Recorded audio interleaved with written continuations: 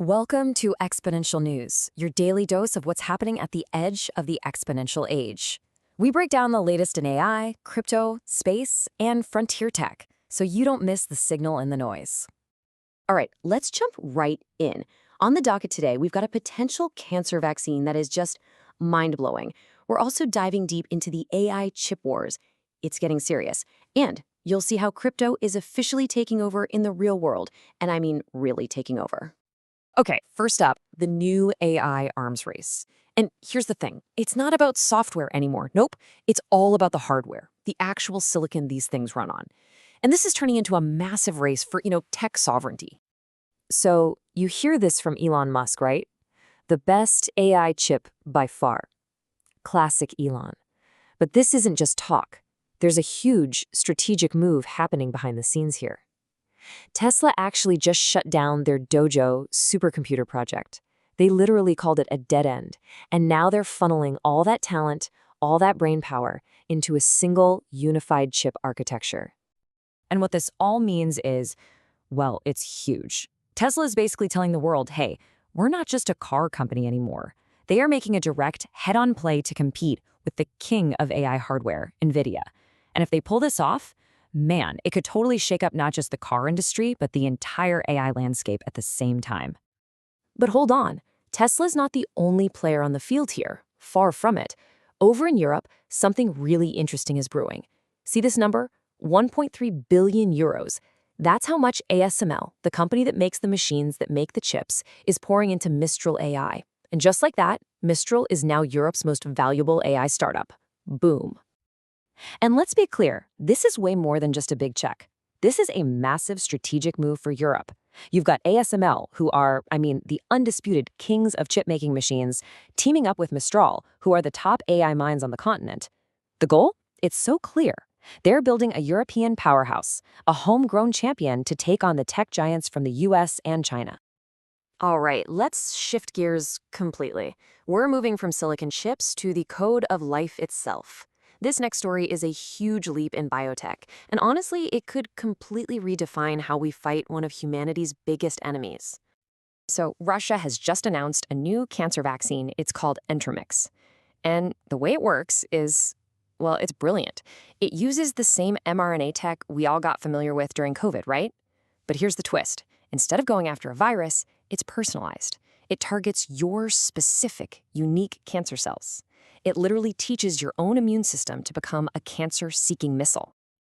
And get this, the results from the early trials are just, wow.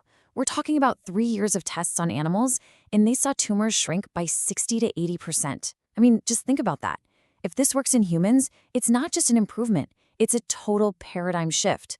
We could be moving away from brutal chemotherapy to a future of just intelligent, targeted immune reprogramming. A game changer. Okay, next up, we're diving into crypto. And for a long time, people saw it as just this speculative thing. But that's changing, and it's changing fast. We're seeing crypto become actual essential infrastructure. There are really two stories here. One is about survival, and the other is about building the financial system of tomorrow. So to get that survival piece, you have to look at what's happening in Venezuela. It's a total economic meltdown. Their national currency, the bolivar, has lost 70% of its value just since October. In hyperinflation, it's over 200%. When your country's money basically becomes worthless paper, you don't have a choice. You have to find something else.